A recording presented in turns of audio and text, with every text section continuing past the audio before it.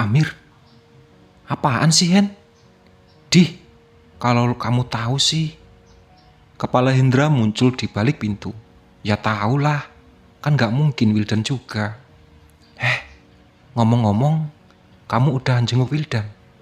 Tanya Hendra sembari masuk ke kamarku dan tiduran di kasur. Belum, kan kamu bilang besok siang. Gimana sih? Masih muda udah pikun.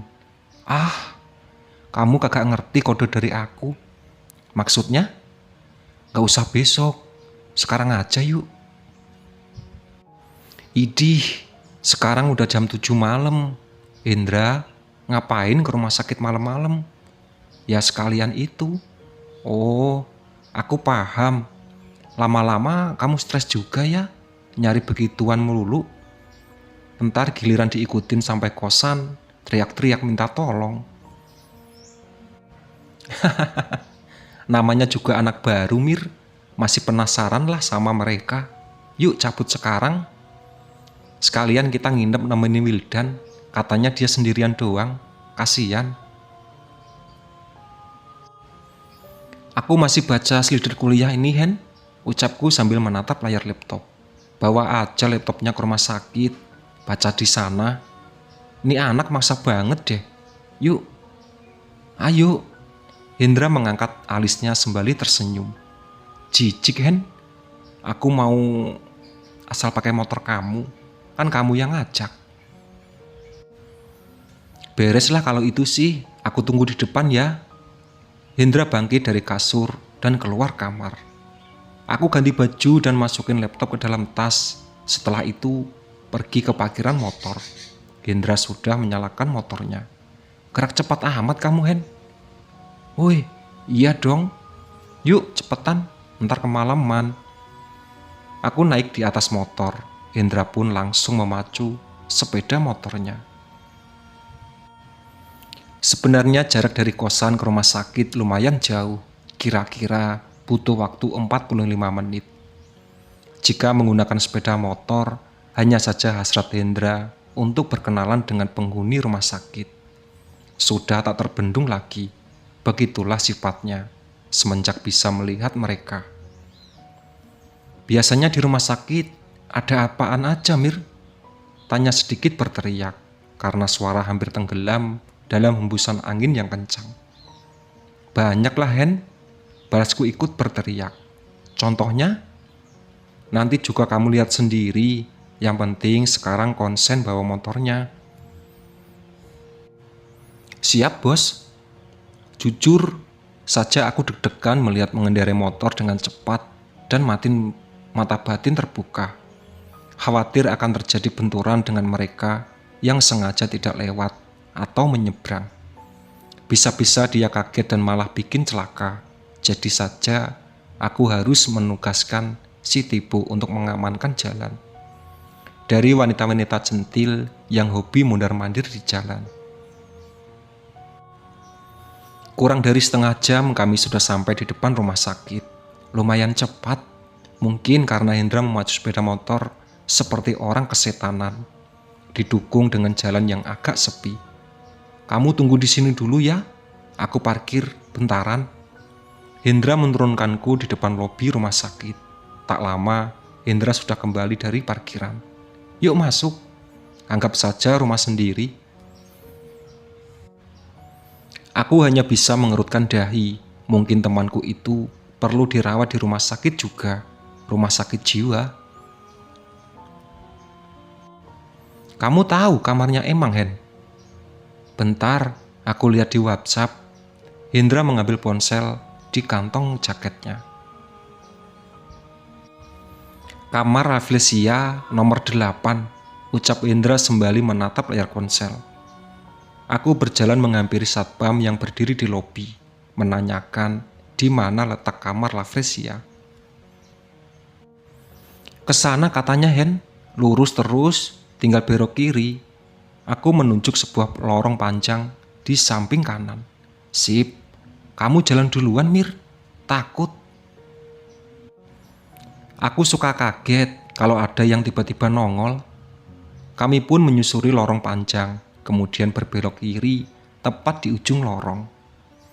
Di hadapan kami sudah ada selasar yang tidak kalah panjang. Kata satpam tadi, ruangan tempat Wilda dirawat berada di ujung selasar.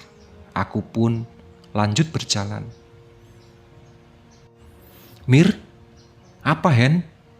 Mir, Hendra menarik bajuku. Apa sih Hen? Narik-narik baju segala. Kamu kagak lihat? Lihat kok. Badan kamu segitu gedenya, mana mungkin gak kelihatan. Bukan aku, Amir. Lah terus, itu bocah-bocah yang lagi lari di taman. Hendra menunjuk ke arah taman di samping kiri. Kagak lihat, Hen? Ah, kamu curang. Bisa buka tutup mata batin. Lah, aku kagak bisa. Yang ngajak ke rumah sakit malam-malam siapa? Aku. Nah, salah sendiri berarti. Asli Mir, aku lihat deh. Aneh. Udah, cuekin aja Hen. Aku lanjut berjalan. Kamu lihat dulu, itu kok bocah-bocah. Ada yang kepalanya gede banget. Aku pun penasaran. Kuhentikan langkah, lalu melirik ke arah taman. Benar apa yang dikatakan Hendra, ada banyak anak-anak sedang berlari mengitari taman. Bentuknya memang aneh-aneh. Ada yang kepalanya besar, tangannya besar sebelah, kakinya panjang sebelah. Ada juga yang sangat pendek, berbadan gemuk, tanpa leher. Udah lihat, itu apa Mir?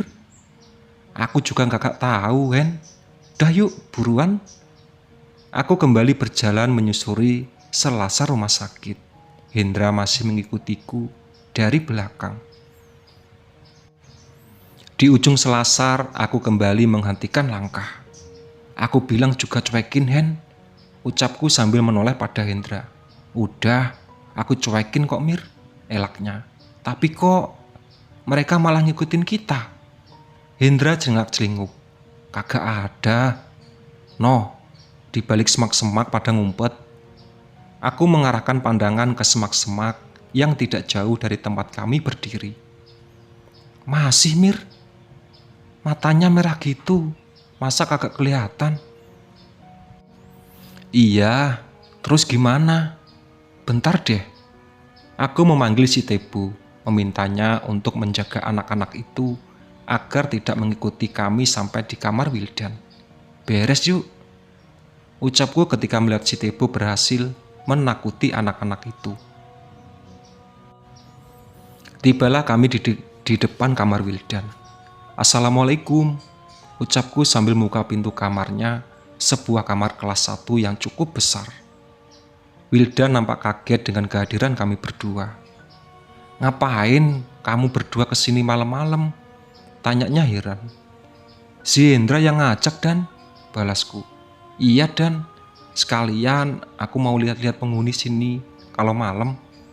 Hen, please banget dah, gak usah ngomongin begituan. Aku masih perlu beberapa lagi bed rest di sini. Lagian kamu demam amat tidur di rumah sakit lama-lama, balas Hendra. Mau gimana lagi, kata dokternya begitu. Ah, bilang aja kamu betah karena ada cewek yang menemani kamu kan? Cewek apaan sih Hen? Tuh, cewek cantik rambut gimbal di kamar mandi. Dibilang gak usah ngomong begituan. Tahu tuh Hendra, sok tahu banget. Padahal itu nenek-nenek masa dibilang cewek cantik. Kamu juga Amiruddin. Sekali lagi ngomongin begituan, aku sumpel pakai botol infus. Dia ngilang Mir. Malu kali diomongin. Hen, Wildan sedikit berteriak. Ada noh di atas, ucapku sambil menatap sosok nenek berambut gimbal yang merayap di langit-langit. Mir, aku beneran Mir. Ancam Wildan. Dijenguk kalian, bukannya sembuh malah tambah sakit, sambung Wildan. Ya maaf Dan, udah aku duduk aja, ucapku seraya duduk di sofa panjang, diikuti Hendra yang duduk di sampingku. Aku mengeluarkan laptop dari tas dan kembali membaca sildet kuliah. Mir, udah tahu belum tuh bocah-bocah makhluk apaan? Bisik Hendra. Belum. Udah jangan dibahas. Hello, aku denger loh, saut Wildan. Kamu tidur aja dan jangan dengerin kita-kita, balas Hendra. Kalau nggak mau, kedengeran ngobrolnya di luar. Jahat bener Mir, kita diusir. Makanya kamu diem Hendra, balasku masih menatap layar laptop. Ya udah deh. Beberapa saat kemudian, berisik aku mau tidur, protes Wildan. Aku dan Hendra kebingungan. Sejak tadi kami sibuk dengan kegiatan masing-masing, tidak mengobrol sedikit pun. Kita dari tadi diem aja dan, ucapku. Jangan bohong, orang aku dengar tadi ada orang ketawa. Beneran bukan kita, balas Hendra. Terus siapa? Siapa Mir? Itu tadi Hendra malah ngomongin mereka, jadi mereka datang. Mereka? Tanya Wildan. Oh, bocah-bocah yang di taman tadi. Lah katanya udah dilarang masuk sama si Tebu. Bocah-bocahan apaan sih Hen? Wildan penasaran. Katanya gak mau ngomongin gituan. Udah terlanjur, daripada entar aku mati penasaran. Bentar, aku cari gambarnya. Jemari Hendra menari-nari di atas ponsel pintarnya, seperti dia sedang mengetik sesuatu. Nah, kayak gini. Hendra menunjukkan sebuah foto yang diambilnya dari Google. Apaan itu? Cosplay? Itu namanya boneka mampang. Kamu lihat kepalanya gede banget kan? Nah, mirip sama yang tadi datang. Bentuknya ada yang begitu. Dih, kok gitu sih Mir? Tanya Wildan. Aduh, malah nanya ke aku, balasku. Tuh nih, Amir gak mau ngasih tahu, ucap Hendra. Bukan gak mau ngasih tahu, tapi aku bener-bener kagak tahu dan malas nyari tahu. Cari tahu lah Mir, kasihan nanti teman kita mati penasaran, pinta Hendra. Aku pun mulai mempertajam penglihatanku. Hal yang pertama aku lakukan adalah mencari keberadaan si Tebu. Genderuwo itu entah pergi kemana, kok bisa-bisanya anak itu dibiarkan masuk ke kamar Wildan. Dalam bentuk astral, aku mempergoki sedang berduaan dengan seorang suster.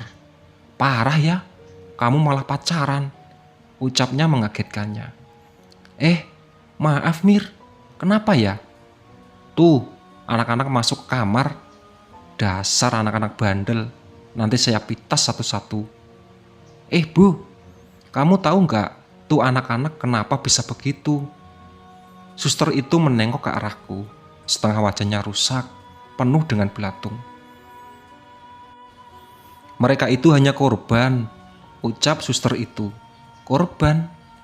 Korban kebiadaban ibunya. Mereka ditumbalkan sejak masih dalam kandungan. Janin-janin itu dikeluarkan secara paksa dengan bantuan seorang suster, lalu diberikan kepada seorang sebagai mahar untuk praktek ilmu hitam. Pesugihan. Iya, mereka tidak sadar. Di dunia kami, janin-janin itu bisa bertumbuh besar menjadi seorang anak, namun bentuknya tidak sempurna. Kamu tahu aja, ucap si Tebu sambil mengerus rambut suster itu. Aku sudah lama di sini, balas suster itu dengan senyum manja. Ya ampun ganjennya, gumamku. Daripada merhatikan dua makhluk aneh ini memadu kasih, lebih baik aku kembali ke kamar. Sudah ya, aku balik dulu Bu. Terima kasih penjelasannya Sus. Sama-sama, suster itu tersenyum. Senyum lebar hingga merobek pipinya, belatung yang menggantung di pipinya pun berjatuhan. Oke Mir, nanti saya urus anak-anak itu, balas si Tebu sambil terus menatap suster yang menurutnya cantik. Jangan sampai menyakiti mereka, kasihan, pesanku. Tidak, tenang saja. Udah Mir, tanya Hendra ketika melihatku membuka mata. Udah, Jadi, kenapa bisa begitu? Itu janin yang ditumbalkan oleh tumbal pesugihan. Korinnya tertinggal di sini dan tubuh jadi anak yang bentuknya abnormal begitu. Oh, begitu. Akhirnya aku bisa tidur dengan tenang, ucap Wildan kembali menutup matanya. Tapi boneka mampang itu jahat gak? Tanya Hendra. Boneka mampang? Bocah-bocah? Oh, maaf, belum terbiasa sama nama itu. Kayaknya kagak jahat, paling cuma ngajak main aja. Si Tebo tiba-tiba muncul di pojokan kamar. Hendra sentak tersentak kaget melihat kehadiran genderuwo sok tampan itu. Sudah beres, Mir? Kamu apakan mereka? Saya kurung di tempat yang paling ramai. Tempat paling ramai? Tempat banyak mayat itu.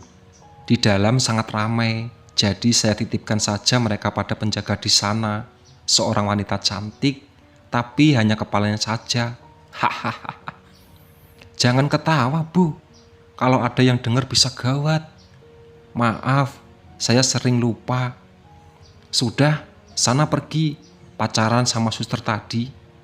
Saya sudah putus dengannya. Cepat amat.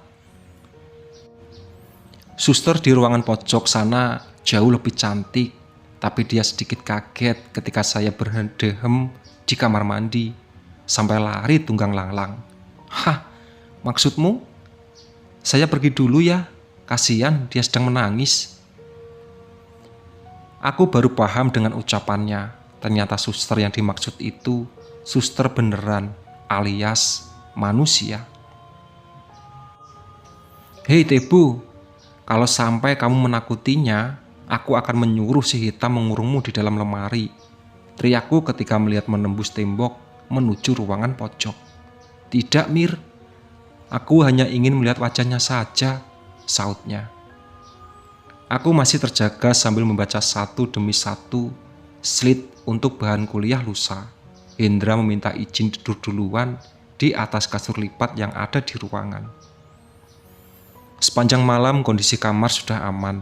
Nenek penghuni kamar mandi pun tidak berani masuk ke dalam. Wildan bisa tidur dengan nyenyak. Rasa kantuk mulai menyerang. Kumatikan laptop, lalu merebahkan diri di atas sofa, menutup mata hingga terlelap tidur. Itulah sahabat cerita dari Cerita Amir. Ditunggu part selanjutnya. Oke.